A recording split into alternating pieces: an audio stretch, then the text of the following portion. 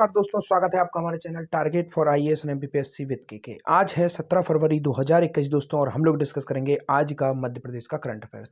जैसा कि सभी को मालूम है, काफ़ी इंपॉर्टेंट होता है मध्य प्रदेश का करंट अफेयर्स। जो भी एग्जाम्स होते हैं मध्य प्रदेश के, चाहे वह एमपीपीएससी हो या व्यापम का कोई भी एग्जाम, वहाँ पर 3 से 4 question Madhya Pradesh current affairs से आना नेसेसरी है ही। तो चलिए शुरू करते हैं। 17 फरवरी की करंट अफेयर्स में बहुत बहुत स्वागत है आपका दोस्तों। आज के इस करंट अफेयर्स में हम लोग डिस्कस करेंगे कि मध्य प्रदेश के संस्कृति विभाग द्वारा किसे ब्रांड एम्बेसडर बना दिया गया है। उसी के साथ साथ हम देखेंगे बंदर डायमंड प्रोजेक्ट है एक, तो यह प्रोजेक्ट है किससे संबंधित और यह किसकी अध्यक्षता में इसका प्रस्तुतिकरण किया गया। काफ़ी इंपॉर्टेंट यह प्रोजेक्ट होने वाला है, क्योंकि यह एक ऐसा प्रोजेक्ट है जो मध्य प्रदेश को डायमंड हब बना देगा दोस्तों। काफ़ी अधिक इंपॉर्टेंट यह प्रोजेक्ट है। अभी वर्तमान में आप देखेंगे कि डायमंड का पूरे भारत में एकमात्र उत्पादक जिला मध्य प्रदेश में है दोस्तों। क्या नाम है उसका? पन्ना है। परंतु फिर भी मध्य प्रदेश डायमंड में एक अग्रणीय राज्य नहीं है। जैसे ही यह प्रोजेक्ट कंप्लीट होगा, मध्य प्रदेश को 10 जो टॉप हीरा उत्पादक राज्य हैं, हीरा उत्पादक यहाँ पर मेरा तात्पर्य हीरा के जो उसका प्रसंस्करण करके जो उसे सेल करते हैं, उसमें टॉप पर आ जाएगा हमारा मध्य प्रदेश भी, क्योंकि मध्य प्रदेश में जो बेसिक इंफ्रास्ट्रक्चर था वो अब डेवलप कर लिया जाएगा। अर्थात इसके खनन के साथ साथ इसका जो प्रसंस्करण, जो भी इसका जो टेक्निकल पार्ट्स होते हैं, वह सब कहाँ पर किए जाएंगे? अब मध्य प्रदेश में किए जाएंगे।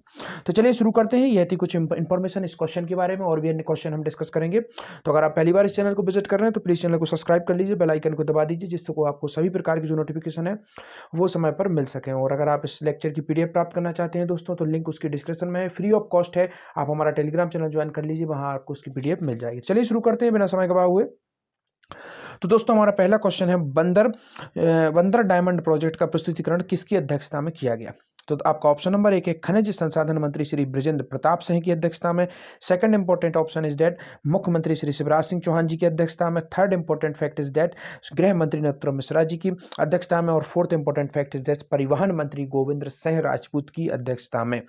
तो दोस्तों इसका राइट आंसर है आपका ऑप्शन नंबर 1। कई बार मैं आप लोगों को बता चुका हूं, हमारे मध्य प्रदेश के खनिज संसाधन मंत्री कौन है? बृजेंद्र प्रताप सिंह जी हैं, और इन्हीं की अध्यक्षता में यह बंदर डायमंड प्रोजेक्ट प्रस्तुतिकरण किया गया है। मैंने शुरुआत में ही आपको बता दिया, यह जो प्रोजेक्ट है, आप कंफ्यूज कभी भी ना हो। अगर बंदर वर्ड आपको आ जाए तो आपको कंफ्यूजन नहीं होना है। और इस तरीके के क्वेश्चन काफ़ी अधिक पूछे जाते हैं पेपर्स में, जो भी एग्जाम्स होते हैं उनमें, क्योंकि स्टूडेंट्स कंफ्यूज हो जाते हैं। बंदर बंदर कहीं आपके अभ्यारण्य या उससे संबंधित तो नहीं दोस्तों, यह किससे संबंधित है? आपको याद रखना है, डायमंड से यह संबंधित है। तो खनिज संसाधन मंत्री बृजेंद्र प्रताप सिंह द्वारा के जो है अध्यक्षता में इसका प्रस्तुतिकरण किया गया। माननीय मुख्यमंत्री शिवराज सिंह चौहान जी, इनसे संबंधित कुछ इंपॉर्टेंट फैक्ट बताता हूं। 19वें नंबर के मुख्यमंत्री जी थे, इन्होंने शपथ ली थी। इसके साथ में आपको बताना चाहूंगा, नर्मदा विकास प्राधिकरण के अध्यक्ष हैं। नर्मदा जल मध्य प्रदेश जनसंपर्क मंत्रालय भी इन्हीं के अधीन में आता है। और ऐसे मंत्रालय जो किसी अन्य मंत्री को नहीं आवंटित किए गए हैं, वह सभी किसके अंडर में आते हैं? माननीय मुख्यमंत्री शिवराज सिंह चौहान जी के अंडर में आते हैं। थर्ड ऑप्शन आप देखेंगे, गृह मंत्री नरोत्तम मिश्रा जी है, मध्य प्रदेश के गृह मंत्री हैं, साथ ही साथ संसदीय कार्य मंत्री हैं, और इनके पास में जेल मंत्रालय भी इन्हीं के पास में है। इसके बाद आपको बताना चाहूंगा, जो ई मीटिंग ऐप है, कौन सा ई मीटिंग ऐप है? जो भी कैदी बंद है जेलों में मध्य प्रदेश की, वह अपने परिवार से संवाद कर सकते हैं ई मीटिंग ऐप के माध्यम से। तो यह भी किसके द्वारा लॉन्च किया गया था? माननीय गृह मंत्री नरोत्तम मिश्रा जी द्वारा। अब आप देखेंगे परिवहन मंत्री गोविंद सिंह राजपूत जी, यह मध्य प्रदेश के परिवहन मंत्री हैं, साथ ही साथ राजस्व मंत्री भी हैं। और यह किस जिले से आते हैं? यह सागर जिले से आते हैं। तो काफी इंपॉर्टेंट है। चलिए आइए देखते हैं, बंदर डायमंड प्रोजेक्ट का प्रस्तुतिकरण। मध्य प्रदेश बनेगा हीरा उत्पादन में अग्रणी राज्य, यह कहा गया माननीय मंत्री जी द्वारा। खनिज संसाधन मंत्री श्री बृजेंद्र प्रताप सिंह की अध्यक्षता में संपन्न हुई विभागीय बैठक में बंदर डायमंड प्रोजेक्ट का प्रस्तुतिकरण हुआ।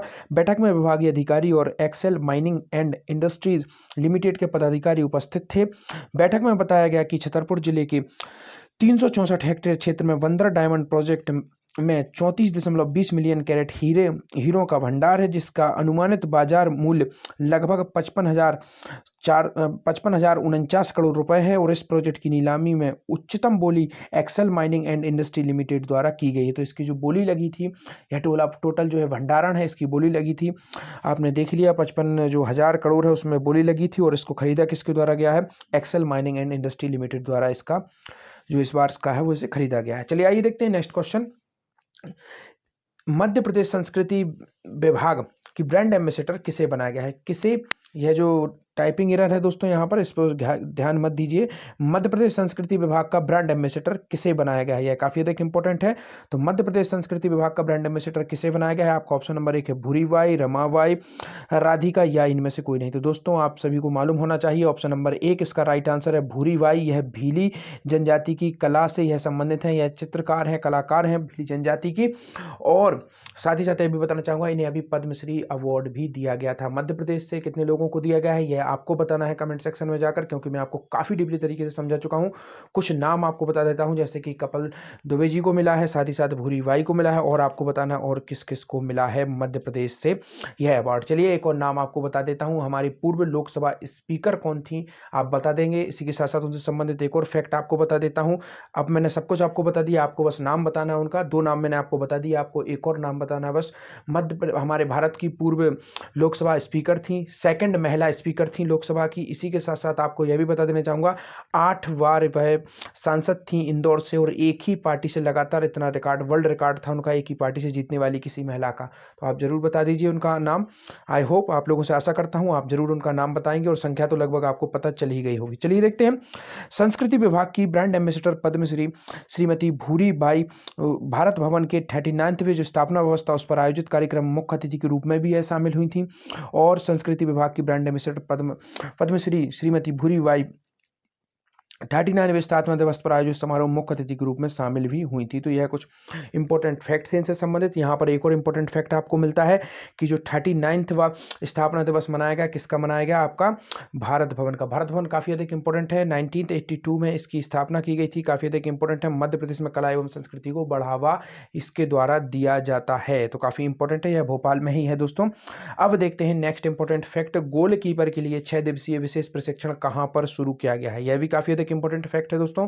तो आपका ऑप्शन नंबर 1 है सागर, शिवपुरी, जबलपुर या इनमें से कोई नहीं। तो दोस्तों इसका राइट आंसर है आपका ऑप्शन नंबर 2, शिवपुरी में गोलकीपर के लिए 6 दिवसीय विशेष प्रशिक्षण का जो है वह यहाँ पर शुरू किया गया है। यहाँ से एक और संबंधित इंपॉर्टेंट फैक्ट बताना चाहूंगा, मध्य प्रदेश की जो क्रिकेट अकादमी है वो कहाँ पर है दोस्तों, वह है शिवपुरी में दोस्तों, काफी अधिक इंपॉर्टेंट है।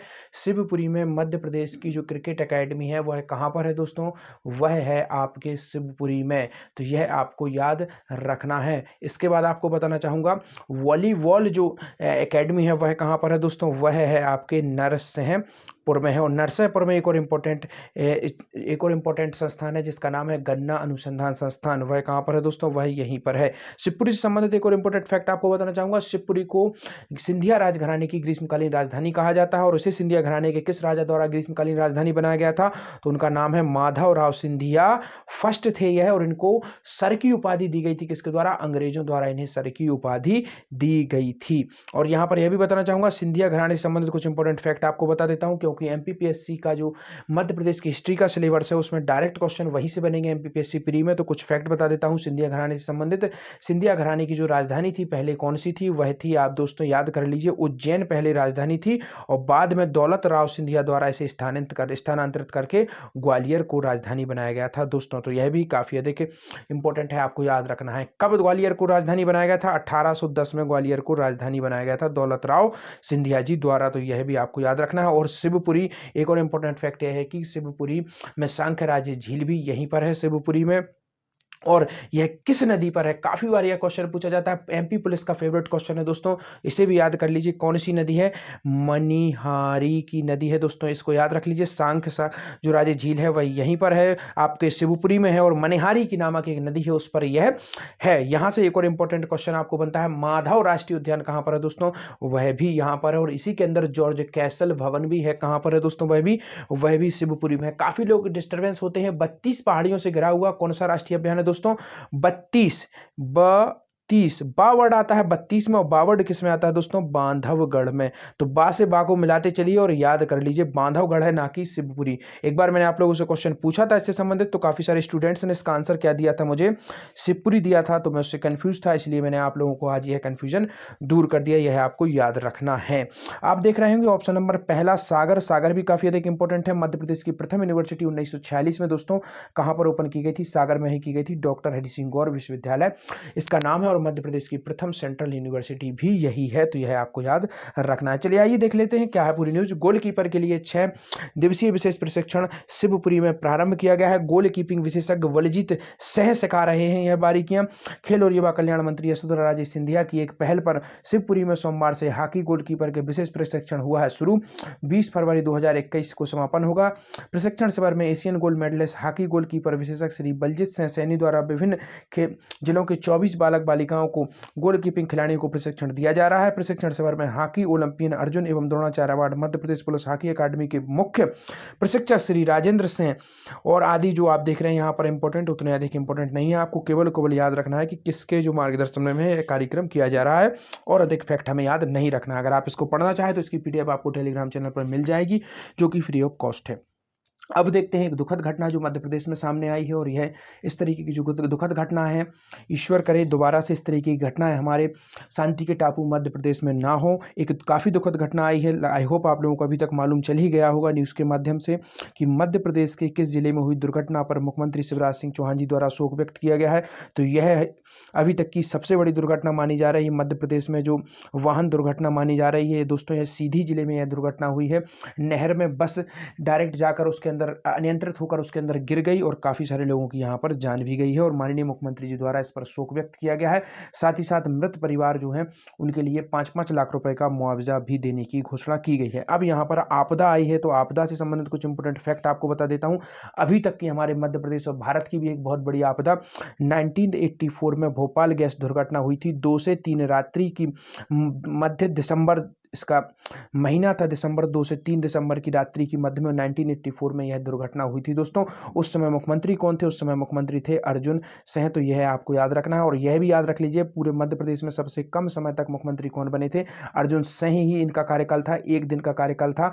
कई जगह पर राजा नरेश चंद्र सिंह जी का नाम दिया गया है दोस्तों, उनका 13 दिन का कार्यकाल था और इनका मात्र 1 दिन का कार्यकाल था। आप अनुमान लगा सकते हैं किसका सबसे छोटा कार्यकाल होगा। तो किसका सबसे छोटा कार्यकाल था? अर्जुन सिंह का सबसे छोटा कार्यकाल था। जो राजा नरेश जी थे वह मध्य प्रदेश के प्रथम आदिवासी मुख्यमंत्री थे, यह आप जरूर याद कर लीजिए। तो इसका आंसर आप लोगों को, चलिए आइए देखते हैं क्या है पूरी न्यूज। सीधी में दुर्घटना, मुख्यमंत्री शिवराज सिंह चौहान जी ने शोक व्यक्त किया। राहत और बचाव कार्य जारी है। मंत्री श्री तुलसी सिलावट, राज्य मंत्री श्री राम खिलावन पटेल सीधी के लिए रवाना हो गए हैं, और प्रत्येक मृतक परिवार को 5 लाख रुपए की तत्कालिक सहायता दी गई है। और मुख्यमंत्री श्री चौहान ने ली उच्च स्तरीय बैठक।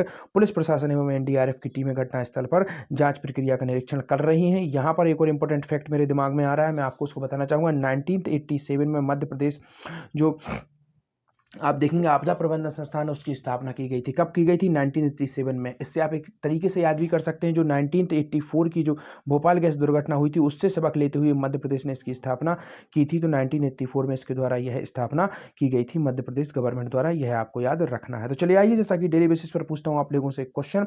आज का आपका क्वेश्चन है मध्य प्रदेश की ऊर्जा राजधानी कौन सी है? काफ़ी ईजी क्वेश्चन है, आई होप आप लोग जरूर इसका आंसर देंगे। तो आप लोगों से यही आशा रखते हुए यही उम्मीद रखता हूँ कि आप लोग आंसर देंगे। काफ़ी कम स्टूडेंट्स वीडियो देख रहे हैं और काफ़ी कम स्टूडेंट्स कमेंट कर रहे हैं, तो प्लीज़ अधिक से अधिक संख्या में देखिए और अधिक से अधिक संख्या में शेयर करिए। आपका एक शेयर, आपका एक like, it will give me motivation and I will make new videos for you. Thank you so much watching this video. बने रहिए हमारे साथ। Target for IAS and MPPSC with